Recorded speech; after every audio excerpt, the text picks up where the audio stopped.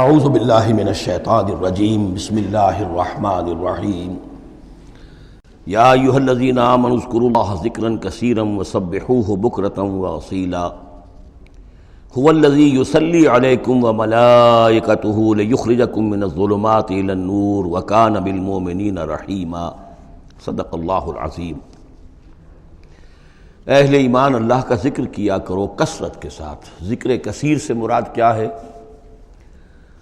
کہ انسان کسی بھی حال میں ہو اللہ کو یاد رکھے۔ پنجابی میں ایک کہاوت ہے، ہتھ کارول دل یارول۔ کام آپ کر رہے ہیں، کوئی بھی کر رہے ہیں، لیکن یہ کہ آپ کا دل اللہ کے ساتھ لگا ہونا چاہیے۔ اس کا جو بہترین طریقہ ہے وہ یہ ہے کہ تمام جو بھی معمولات زندگی کے ہیں ان کے ساتھ ہی حضور صلی اللہ علیہ وسلم سے مسنون دعائیں ہیں۔ گھر میں داخل ہو رہے ہیں تو دعا مانگیے، باہر نکل رہے ہیں تو دعا مانگیے، بازار میں داخل ہو رہے ہیں تو دعا مانگیے، بازار سے باہر آ رہے ہیں دعا مانگیے، بیت الخلاء میں داخل ہو رہے ہیں دعا ہے۔ لیکن آپ کام بھی کر رہے ہیں ساتھ کے ساتھ، کوئی اضافی وقت آپ کا نہیں لگ رہا ہے، لیکن اس میں یہ ہے کہ آپ کا اللہ کے ساتھ ایک رشتہ قائم رہے۔ باقی یہ کہ قرآن سب سے بڑا ذکر ہے، پھر نماز، یہ تو ہم پڑھ چکے ہیں 21ویں پارے کی پہلی آیت، وَاتْلُ مَا أُوحِيَ إِلَيْكَ مِنَ الْكِتَابِ وَأَقِمِ الصَّلَاةَ إِنَّ الصَّلَاةَ تَنْهَىٰ عَنِ الْفَحْشَاءِ وَالْمُنكَرِ وَلَذِكْرُ اللَّهِ أَكْبَرُ۔ تو اللہ کا ذکر کرو کثرت کے ساتھ، وَسَبِّحُوهُ بُكْرَةً وَأَصِيلًا، اور صبح و شام اس کی تسبیح کرتے رہو۔ هُوَ الَّذِي يُصَلِّي عَلَيْكُمْ وَمَلَائِكَتُهُ، وہ تم پر اپنی رحمتیں بھیجتا رہتا ہے، اپنی عنایتیں اور شفقتیں نازل فرماتا رہتا ہے، نہ صرف وہ خود بلکہ اس کے ملائکہ بھی۔ اب یہ دیکھیے وہی لفظ ہے کہ جو حضور کے بارے میں آیا ہے، ان اللہ و ملائکتہ یصلون علی النبی، یقیناً اللہ اور اس کے فرشتے نبی پر رحمتیں بھیجتے ہیں۔ لیکن یہ فرمایا جا رہا کہ ایک عام اہل ایمان کو بھی حصہ ملتا ہے اس میں سے، اللہ کی عنایتیں ہیں، اللہ کی رحمتیں ہیں۔ وہی لفظ استعمال ہو رہا ہے اہل ایمان کے لیے۔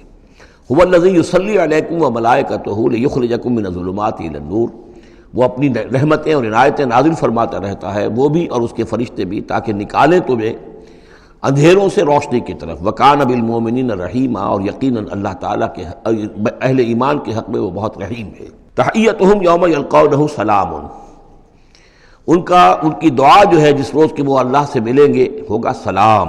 وَأَعَدَّ لَهُمْ أَجْرًا قَرِيبًا، اور اللہ تعالیٰ نے ان کے لیے بہت باعزت اجر فراہم کیا ہوا ہے۔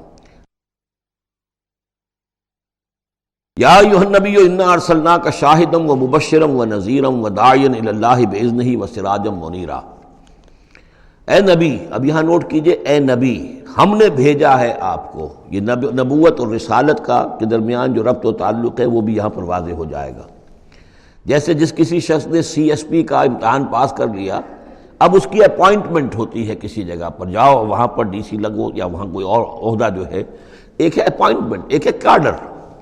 نبوت کاڈر ہے، اس کاڈر میں جو آ گئے ہیں اب ان کو جن کو اللہ ان میں سے چاہتا ہے اپوائنٹ کرتا ہے کسی خاص قوم کی طرف، کسی خاص علاقے کی طرف، تو اس اپوائنٹمنٹ کے بعد وہ اب رسول ہے۔ یا ایھا النبی، اے نبی، اسی لیے کہا جاتا ہے کہ حضور کی نبوت کا ظہور جو ہوا ہے وہ پہلی وحی سے۔ وہ سورہ علق کی 5 آیتیں، اقرأ بسم ربک الذی خلق، خلق الانسان من علق، اقرأ وربک الاکرم الذی علم بالقلم، علم الانسان ما لم یعلم۔ اب ان 5 آیتوں میں کہیں تبلیغ کا حکم نہیں ہے، یہاں سے نبوت کا تو آغاز ہو گیا، لیکن یہ کہ رسالت کا آغاز ہوا ہے جب آپ کو تبلیغ کا حکم آیا، یا ایھا المدثر قم فانذر وربک فکبر۔ اب یہاں سے رسالت کا آغاز ہوا، تو نبوت اور رسالت کے اس فرق کو ذہن میں رکھیں۔ یا ایھا النبی، اے نبی، ہم نے بھیجا ہے آپ کو شاہداً، گواہ بنا کر۔ اب اس پر ہم گفتگو کر چکے ہیں، لتکونوا شہداء علی الناس ویکون الرسول علیکم شہیدا، اور لیکون الرسول شہیدا علیکم وتکونوا شہداء علی الناس، سورہ بقرہ میں آیت آئی اور سورہ حج میں آ چکی ہے۔ اور مبشر اور نذیر، بشارت دینے والے، خبردار کرنے والے، یہ تو بہت مرتبہ آ چکا ہے، جمع کے صیغے میں، واحد کے صیغے میں۔ وداعیا الی اللہ باذنہ، اللہ کی طرف بلانے والے اس کے حکم سے۔ یعنی ایک داعی اور بھی ہوتا ہے جو اللہ کا کوئی بندہ ہے، کوئی صوفیاء میں سے ہے، کوئی اللہ کا نیک آدمی، وہ بھی لوگوں کو بلا رہا ہے اللہ کے راستے کی طرف، لیکن نبی رسول کا کام یہ ہو جاتا ہے کہ وہ اس پر مامور ہے کہ وہ بلائے۔ اس میں زمین و آسمان کا فرق ہے، کہ ایک ہے کہ حفظان صحت کے اصولوں پر تمام شہریوں کو جو ہے اس پہ خیال رکھنا چاہیے، عمل کرنا چاہیے، گلیوں میں گندگی نہ ہو، یہ نہ ہو، وہ نہ ہو، یہ تو گویا کہ اصول شہریت میں سے ہے۔ ایک محکمہ ہے جو قائم کیا گیا اسی کام کے لیے، وہ تو مامور ہیں، وہ تو تنخواہ اسی کی لیتے ہیں، لہذا وہ ہمہ وقت اسی کام کے اوپر لگے ہوئے ہیں۔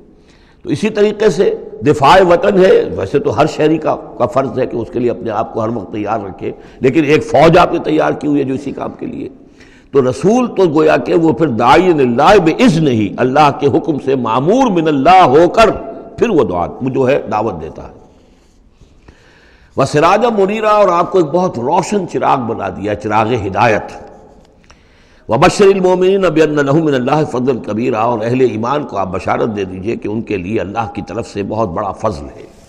ولا تطع الکافرین والمنافقین ودع اذاہم، اور آپ ان کافروں اور منافقوں کی باتیں نہ مانیے، ان کی طرف دھیان بھی مت دیجیے۔ ودع اذاہم، اور وہ جو کچھ بھی اذیت آپ کو دینا چاہ رہے ہیں، تکلیف پہنچا رہے ہیں، کوفت پہنچا رہے ہیں، دفع کیجیے ان کی ایذاؤں کو۔